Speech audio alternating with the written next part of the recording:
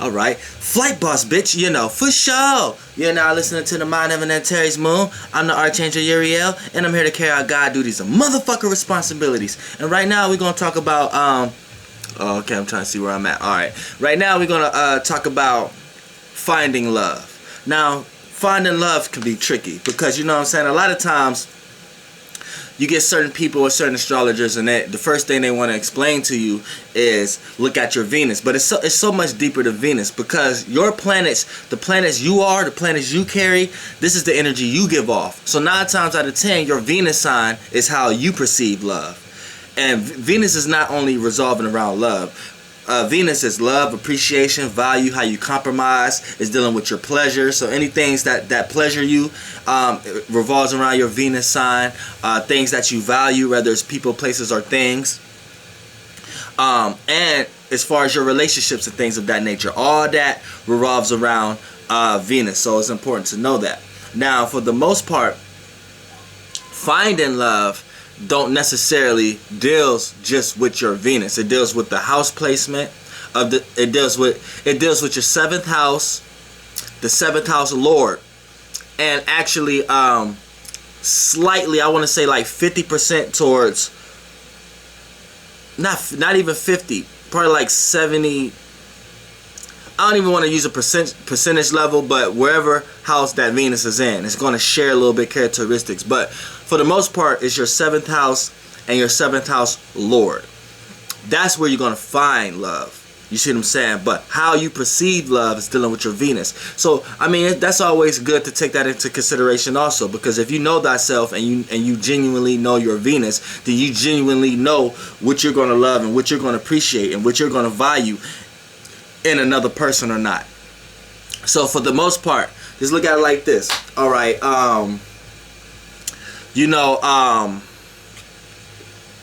now for the most part, Venus in general, Venus holds a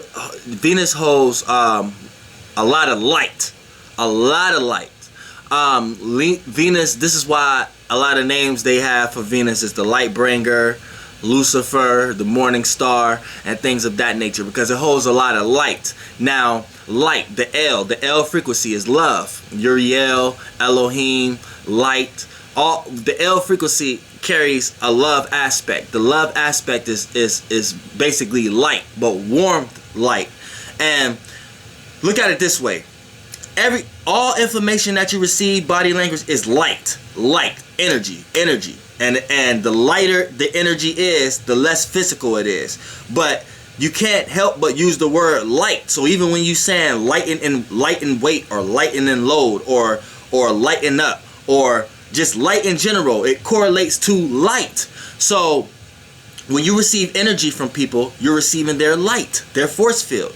So even if a person not saying nothing, and this person is a lying type person, you could feel the vibe of this person being a liar, because you're feeling the light energy. So when you feel loved, when you feel appreciated, when you feel valued, you're receiving a light, and that light is powerful. Like when you feel love, appreciated, and valued, that's one of the most powerful informations and light interference you can ever receive and give off.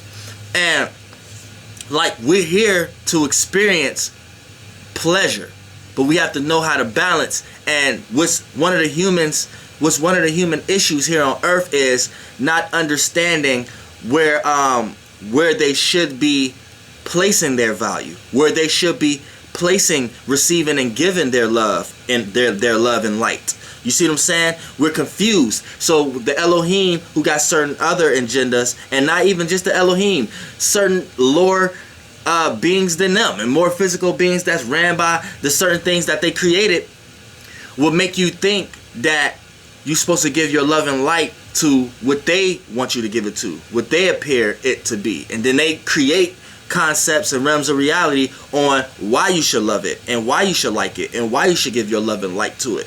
And then you're just giving your love and light to something that doesn't even need it, and you're just giving that something energy for that can be here a lot longer than you as a physical representation. So this is light. It's so, like, it's even more light in Venus than the sun. The sun is a physical light. It's like the physical representation of a spirit. You see what I'm saying? That's that kind of light. Venus is more yin light, inside light. It's the light that you see when you go into the yin realm, when you go into the yin world, when you go into your soul body. You know what I'm saying? When you go into your dreams or daydreaming, or just when you meditate, or just when you go into the yin realm, period. The light in the direction there that's stronger isn't the sunlight. You know what I'm saying? It's actually the Venus light. You know what I'm saying? Because the more loving, the more appreciation of value and loving you attach to your emotions and feelings, aka your soul, your experience here, aka your seconds in this existence, your movement, your motions, aka your emotions. The more and more love and light you put into that, the more and more you manifest a love and light experience. You see what I'm saying? And that's one of the most powerful lights here. So, and that's inner in that realm. When you cut the lights on in the yin realm to see things, a lot of times it's lightening your load, feeling optimistic, feeling upbeat. So when you travel in the yin realm and it look like this realm, you're actually creating and manifesting a beautiful and loving world for yourself. You see what I'm saying? And that has no choice but to manifest externally. You see what I'm saying? For it could be a representation in the yang world. But you know, that light is so powerful that it gets manifested in so many things externally here now. You know what I'm saying? So you have a lot of things that you value, you love, that you put your love and light to, that show as a representation of your inner world externally. You know what I'm saying? You may have a certain feeling you feel about yourself, and a person, place, or thing that you're around reopen that feeling. And if it's a loving feeling that you feel about yourself, you always going to be attracted to that external person, place, or thing that remind you of that inner world, that flick on the light in the yin realm world. You see what I'm saying? Because that world already dark. So the light there appears different. People think light and dark here that you physically see is like the end all and be all. That's not even actually what light is. Everything that you see externally is physical representations of something that came from internal being. So what you're seeing is their outlook, their concept of light and dark, but you're not actually seeing the actual concept of light and dark. You're seeing filters and it being rendered through a realm of reality illusion that's created from an internal out into an external. So you're seeing external representations of something that came from internal. So these are things you could touch. So even when the lights is on, the sun, even though the dense is so less dense, you can't physically hold it, but you can touch light. You know what I'm saying? You feel it every day, heat and things of that nature. So you touching light. So it's a physical representation that could physically affect your physical spaceship, your physical body. So everything you're seeing is this physical representations of things that's not even in the yang realm. You see what I'm saying? So this is the creation, but you are the creator. But when you are a creator living in a creation, a lot of times you get blinded thinking that you are the created. You know what I'm saying? So you start to think that you could only create what's been created already. When you can create new things because you are the creator, not the creation. You see what I'm saying? But the things that you're in externally is a creation. But inside of you wasn't created. It's a part of something. See, it's a part of something that's here. It's not created in the sense of it needed to be created to be experienced. See, that's a whole different conversation that people get confused, because the first thing you start talking about creation and you say God, first thing they say is, well, how was God created? See, it's a whole different concept, and we're going to get to there. We're going to get there. But right now we want to talk about Venus in general and what Venus is carrying and the energy. Now, the fine love, I had to get all that out the way because that's the energetic energy that, you know what I'm saying, that Venus carries. Now, to actually find love, you have to understand this. Now, first you need to know what you're going to love and appreciate, because if you're with someone who totally disregards your Venus, then it don't matter. It don't even matter the circumstance or the situation. You're not going to feel fully comfortable with fully expressing your love intentions with this person. So first of all, know your self. So know how you love and know what kind of realm of reality. If your love is in an air sign, then 9 times out of 10 you're going to love forms of communication, analyzing, and thinking, and sex with the mind. What's that word that they call that? You're going to be more of a sapio-sex, whatever they call that. But if you are Venus and fire, then you're going to love and appreciate and value expression and feelings more. You know what I'm saying? And visions and visions of that people may share the same visions in you, and expressions and feelings as you, and being in their feelings.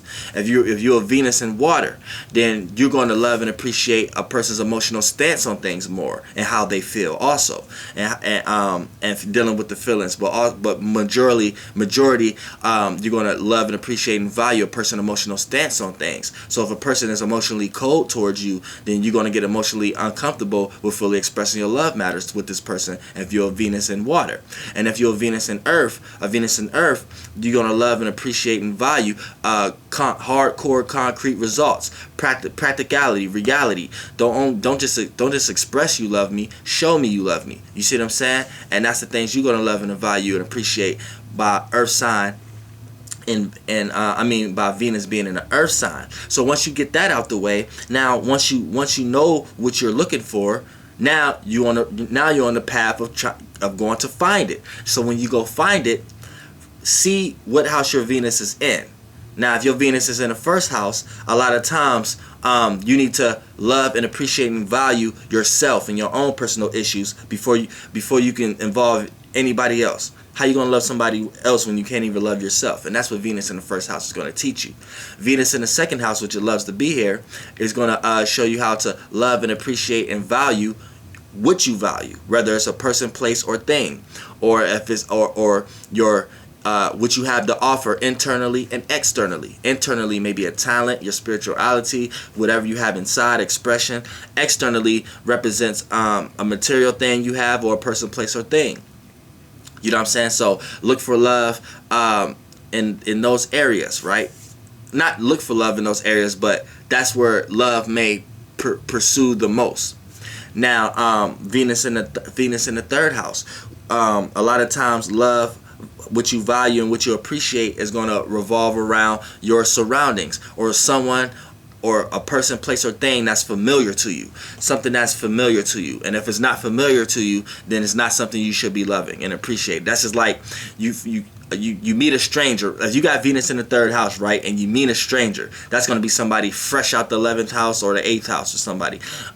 So you meet a stranger, right, and they showing all these right attributes, and you think you need to get involved with this person. But as you get involved with this person and time go on, you're going to start to realize, you're going to start to feel unfamiliar with yourself.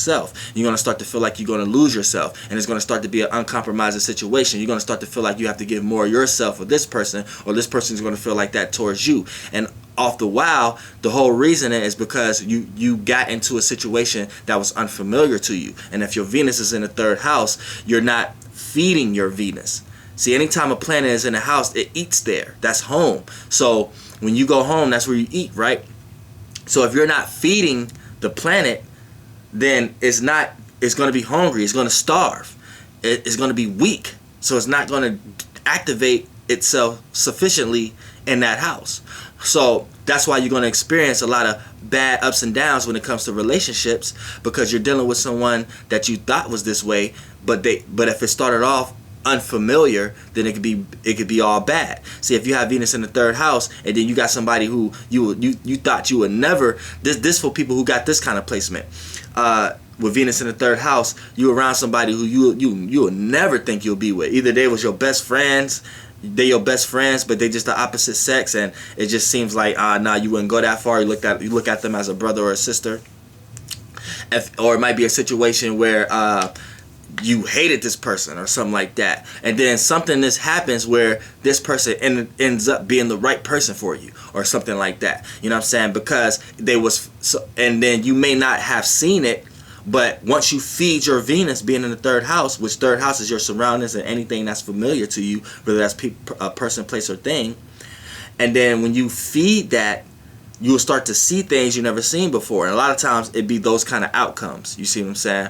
So I know y'all probably see me keep looking here and here because I'm trying to find, like, I got it flipped on the side. whatever. But you know, Venus in the 4th house, a lot of times finding love will be a lot more essential to you if you find it in private areas. Someone that you could release privacy to. You could deal with domestic issues to. Talk about home matters with. Talk about family issues with. Maybe even meet a person through a family member. You know what I'm saying? Or and things of that nature, or domestic issues. Venus in the 5th house. You know, a lot of times you need to feed Venus. So a lot of times try to express or find love in the areas of life dealing with expressions, things that you entertain, like things you're entertained by and things you choose to entertain, or your creative endeavors, anything that you're creatively into. Try to find someone who's creatively into the same thing you're into, and that's going to make sure you feed your Venus, and so on and so forth. Venus in the 6th house, which it hates to be here. You know, Venus, a lot of times you're going to find love in your workplace, or where you work at, or whatever or if you're working on something you love to work on, someone who like to work on similar things, that's where you may find love. You see what I'm saying? And appreciation and support and value and things of that nature. Also scheduling and things of that nature. So Venus, if Venus in the 6th house, if you have a love and appreciation and you put that towards scheduling and doing things on a day-to-day routine and on a day-to-day basis, you may find love in the places that you're constantly doing every day, in a routine, places that you're at on a day-to-day basis. That's not a lot of times where you may find love. You know what I'm saying? Venus loves to be in the 7th house, so a lot of times you may just find love by relating to people and running into the right people at the right time. You know what I'm saying? And dealing with all your relationships, relating to people, places, and things, and all your relationships in general. A lot of times this is how you may find love, and that's an easy way to find love. So that's like an easy placement right there. That's like a scapegoat. Venus in the 8th house. You know, a lot of times you may find love in matters when you was in the dark about a certain circumstance, because anytime you're in a situation that you're unaware about all parties or all circumstances within that situation, you're in the dark about that situation. Like if you was getting cheated on, that means you're in the dark about that situation. So a lot of times secret situations and other situations that may play out and things of that nature, you may find love in those matters. Like you may have somebody come to you who made you realize it's like secret-y type stuff. Like if you a girl, right, and you have a best friend, and your best friend has a guy, and then you found and then you tell your best friend that the guy was cheating or whatever like that, and then you end up with the guy or some shit like that. Like that's some 8th house type shit. But a lot of times that's how people who got Venus in the 8th house find love. You know what I'm saying? They may be spiteful like that. They may be the type of people who may have sex with their best friends. You know, and that goes for males also.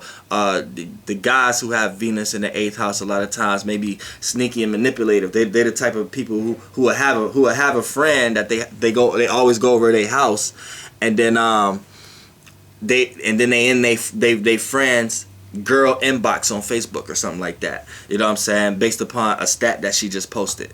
You see what I'm saying? Things of that nature. So you have to watch that, because Venus doesn't like to be in the 8th house either. Venus doesn't like to be in the 1st, 6th, or the 8th house. So things can get tricky. Like when you have Venus in the 1st house, you may find love based upon selfish matters. So a lot of times when things are based upon selfish matters, Venus like to relate, doesn't like to be selfish. That's Mars. So a lot of times it'd be hard to find love with Venus in the 1st house, because you may only love yourself a lot of times. Venus in the 6th house, you may love work too much and love your job or whatever you're working on, to the point that there's no time to add in anyone else. And Venus in the 8th house, a lot of times you may be too secretive or manipulative or too shady, or too, you know what I'm saying, and love matters, or you know what I'm saying, you may, and it still may play out like the 1st house. You may only love yourself a lot of times. So you got to be aware of that.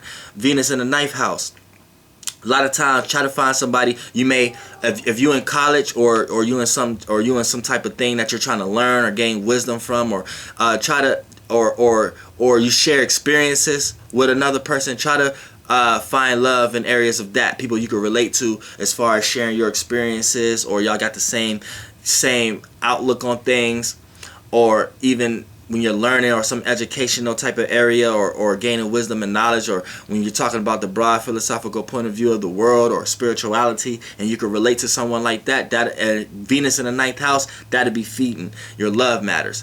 Venus in the 10th house, a lot of times it's kind of shallow, but you may try to find love in status. Like you may try to find love in someone who's popular or someone who's known, and these are things that you love. You don't really care about the person you walk past every day and may be the loyalest person in the world. You care more about who everybody else like, who everybody else see that they want, and things of that nature. So, but for the most part, you can love and appreciate to get from point A to point B, to the point that you have material things for a person to love instead of just genuinely loving you. But for the most part, when Venus is in it, I have Venus in the 10th house. So, like I said, Venus doesn't deal all this with love, but a lot of times this is actually part of it. So, Venus, a lot of times you have to find love through what you're known for, or how people see you, because that's the 10th house, what you're known for, how people see you, and that's your status, and ultimately that could become your career if you're on it like that. But with Venus in the 10th house, a lot of times you have to find love in those areas. You have to find love where love through aspects of what you're known for, and how people see you, and how people know you, and your status, like what you do and what people know you for. A lot of times you have to find love through that matters. That's like me, you know what I'm saying? But that's just an aspect. Your 7th house lord is also, but let me finish this. Venus in the 11th house. A lot of times these people have to find love in public relations, out in the public, or dealing with the unknown and unfamiliar. We know unfamiliar is dealing with unfamiliar people, places, and things. So that can be you finding someone through your cousins, through one of your friends, through an associate, through going out or something like that, or a party, finding someone out at a public social arena or things of that nature. A lot of people with Venus in the 11th house are able to do that a lot faster than people who have Venus in other areas. You know what I'm saying? Or and Venus in the 12th house, collective conscious, falling in love with art, a person's spirituality, a person's dreams, a person's creativity. Anytime you can do that, and you got Venus in the 12th house, that's feeding the 12th house. Now, your 7th house is how you relate to people, places, and things, and how you relate to all things and all relationships, whether it's a business, friendship, sibling, family relationship, whatever the circumstance. Now, as far as the 7th house, knowing exactly where you should find your love. Now, Venus is one thing. Venus is where your love is going to be supported.